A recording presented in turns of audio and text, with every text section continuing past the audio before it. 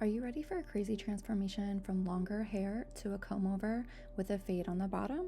I'm going to take you through every single step that we did to get this makeover complete from start to finish. It was no easy task, especially because it had been so long since he got his haircut.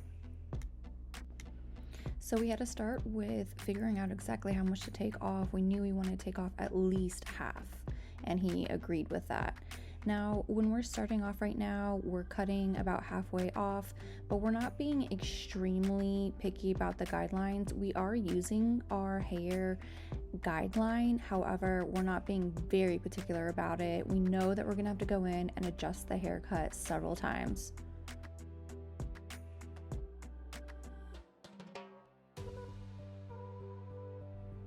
When you go from having long hair for a very long time to going shorter, you never know how your hair is going to react.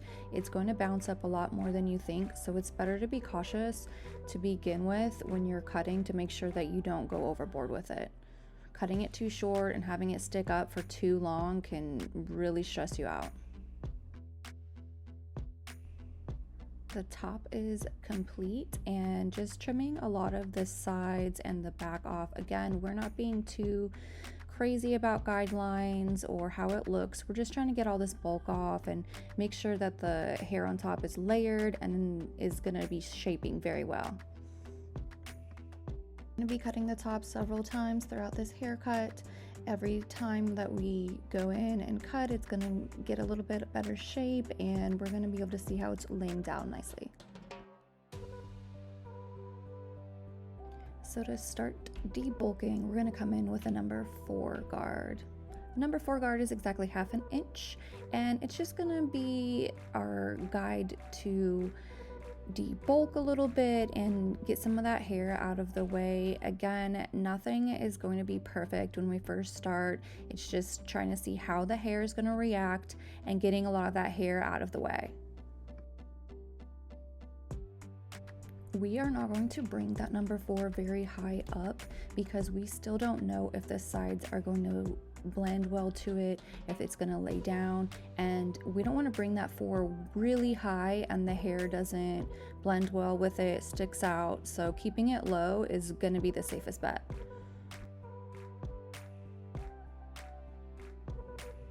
With longer hair, you're going to want to feed the hair through the comb and then through the guard. This is really going to help with layering. It makes it flow so much better, and it just is the best route to go when you're trying to take a lot of bulk down.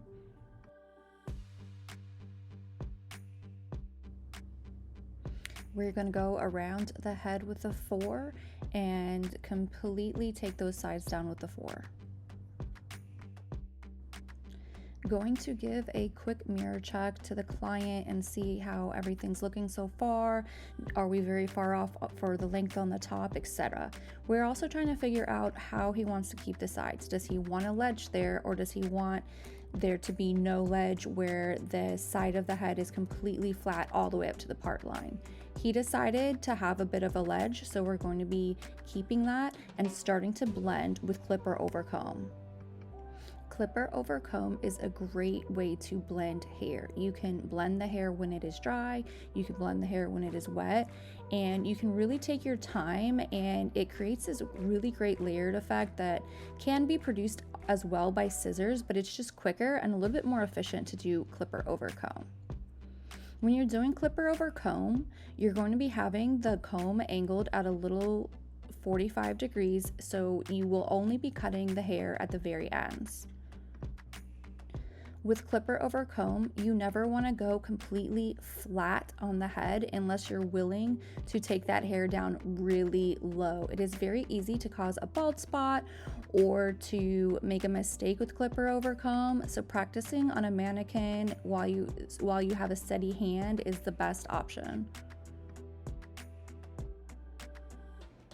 Although clipper over comb can be intimidating to a new barber, it is such a great technique that I highly recommend just practicing it until you're comfortable with it. And don't worry, everybody at some point is gonna have shaky hands. Clipper over comb is great if a client has straight hair and they want to keep a ledge. It really gives you control on the shape of it.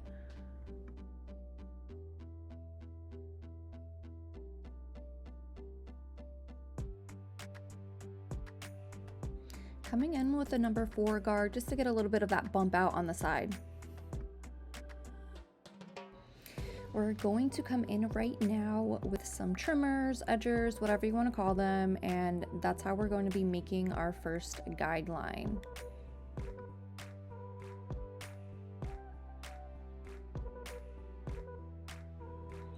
We're going to be using little strokes, little motions, and just going a little bit above the ear. We really don't want to go too high. This is a low fade, and we have a lot of blending to do between his ear and where his hair combs over. So we really don't want to go too high to start off to give us some room.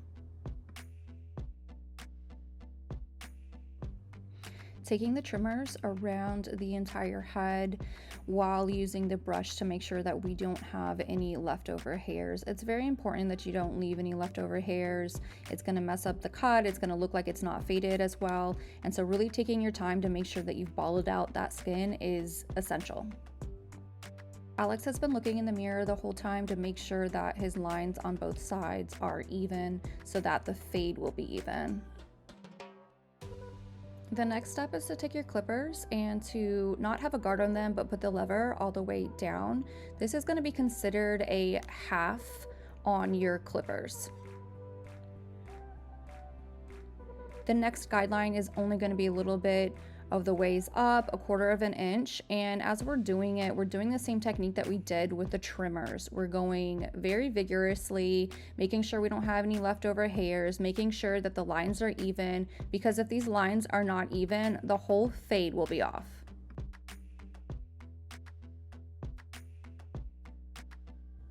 As we use the clippers, we are bringing that second guideline up a little bit. Again, we're not going too high. We want to keep this fade low. We want to give ourselves some room to blend. And right now what we're doing is we're seeing that there's a little bit of a gap between the half and the trimmers that we just used. We're going to be able to bump that out later, but for right now, we'll come in with the 1 guard. We're just bumping it out a little bit, blending it, and we're going to be moving on to that section that I previously talked about that still needed to be blended.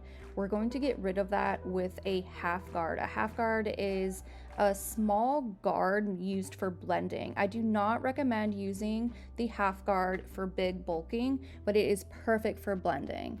Now, as he's doing it, he's moving the lever up and down, and he's really using the majority of the clippers on the sides. He does not use the full clipper, and this is to prevent making another line. It's to give him a little bit of room for error. So you can see he's using just the corners right there and blending that out.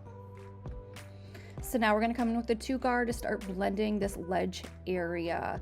He is using very precise scooping motion so that he doesn't go overboard with it. This is especially important with finer hair or hair that maybe has different colors, because you don't know if in one section it's going to be a little bit lighter. So you're using a little bit lighter pressure and flicking as you go. This is a 1.5 guard. Now the 1.5 guard is between the 1 and the 2. This is also a blending guard. You do not want to use this for bulk either. The 1.5 guard has very fine teeth, and if you press too hard on it, it can really gap out your haircut. So you really just want to use it just to blend. After using the 1.5 guard, we're going to come in with just the 1 guard. He's going to be moving his lever up and down as he does it, but this is what cutting hair is all about. You need to be using the lever up and down, using different guards. People have dips, people have some hair that's thicker than other hair, so you really just have to work with what you have and really just get into it.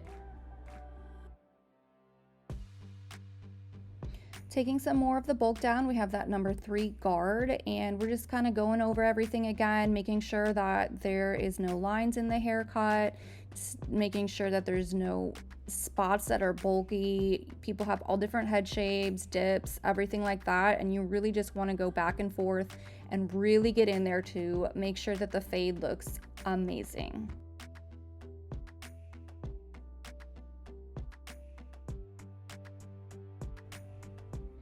Noticing that there's still a bit of bulk, Alex is going to come back and do a little bit more of clipper over comb. Never be afraid to go back, use the same technique, use the same guard, use a different guard. You're gonna do whatever you have to do to make the haircut look right, and that may be you repeating steps or skipping steps, but you do what you gotta do to get that haircut looking good. I'm gonna do a little bit more fading with that foreguard.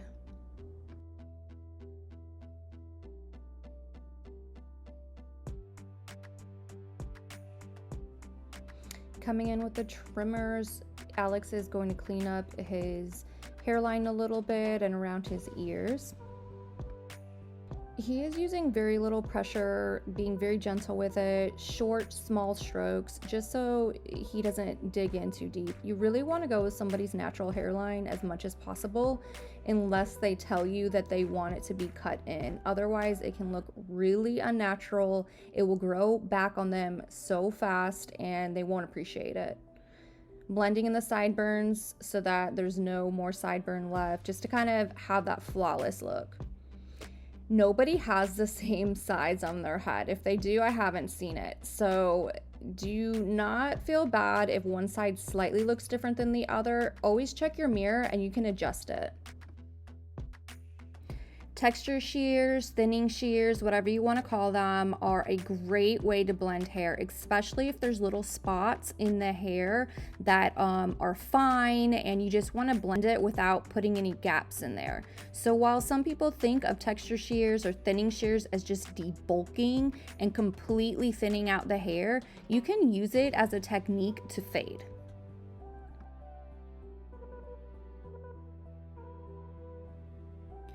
So we were done with the haircut and we were getting his opinion on the ledge, and he decided that he did not want that much of a ledge. And that's very common. We're going to use a number 4 to get that ledge down. But basically, if you have super straight hair and you've just cut it after a long time, it's not going to lay down perfectly without a lot of product. And a lot of times people will think that they want a ledge. In reality, they don't want to mess with it every day and they may ask you to cut it down. But always start with it longer. You can always go shorter. Obviously, you can't go the other way around.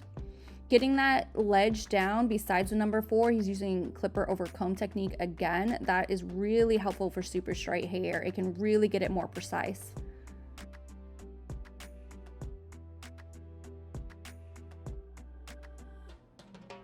Because he used that number 4 to bring down the ledge, he's coming back with the number 3 now just to do a little bit more of the blending for the fade.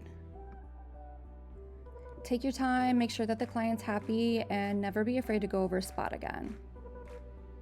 He ended up wanting a little bit more off the top, so Alex just trimmed the top a little bit, but other than that, he was very happy with the sides. He liked how short the ledge was, or non-ledge now, and he was ready to go.